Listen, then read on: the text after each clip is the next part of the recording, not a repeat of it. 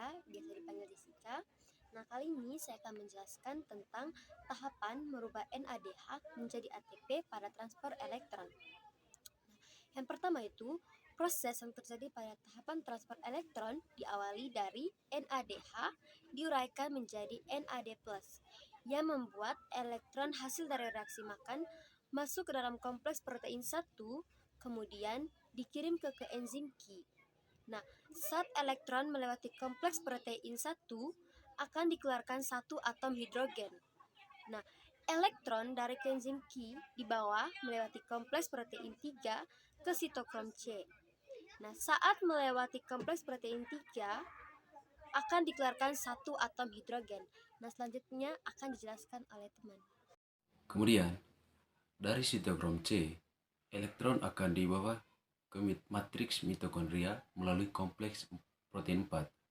Saat elektron melewati kompleks protein 4, akan mengeluarkan satu atom hidrogen lagi.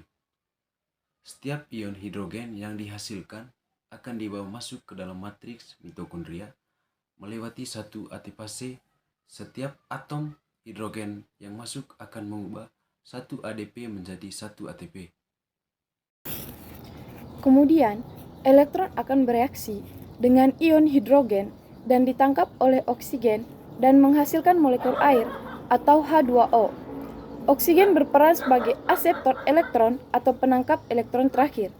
Jumlah ion hidrogen yang dikeluarkan di setiapnya adalah 3, sehingga akan membentuk 3 ATP untuk setiap perubahan satu molekul NADH.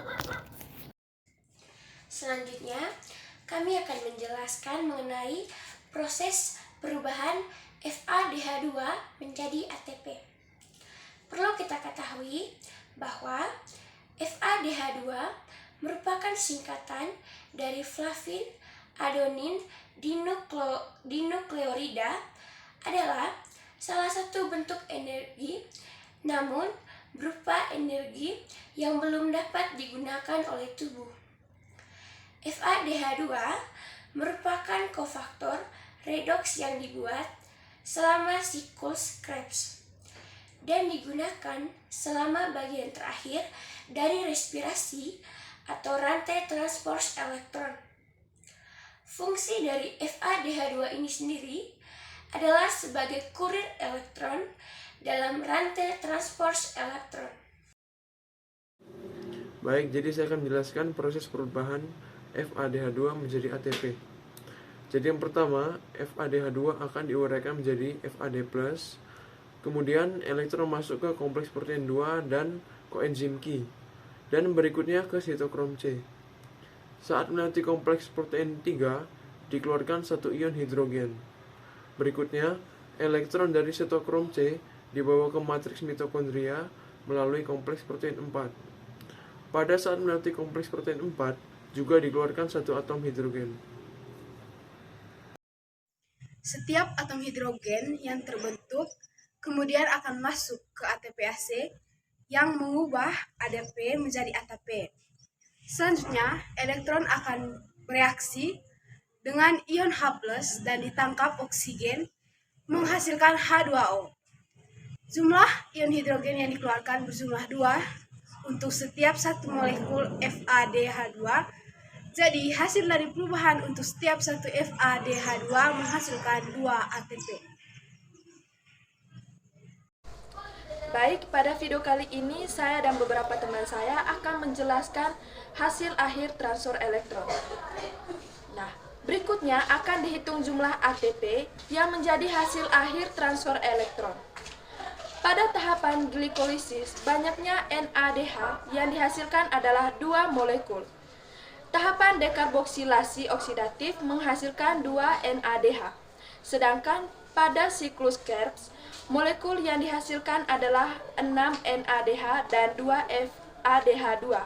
Jadi, total NADH yang dihasilkan sebanyak 10 molekul dan FADH2 yang dihasilkan sebanyak 2 molekul.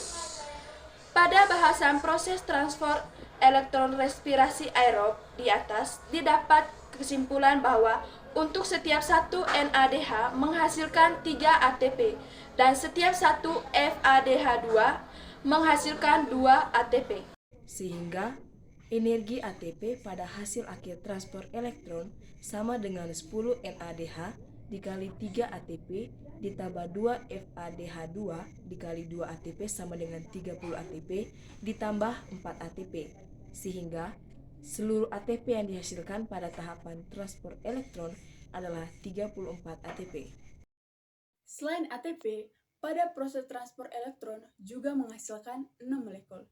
Jadi, hasil akhir dari transport elektron pada respirasi aerob adalah 34 ATP dan 6 H2O.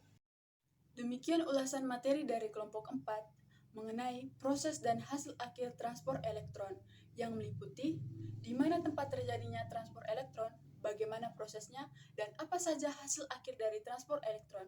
Terima kasih.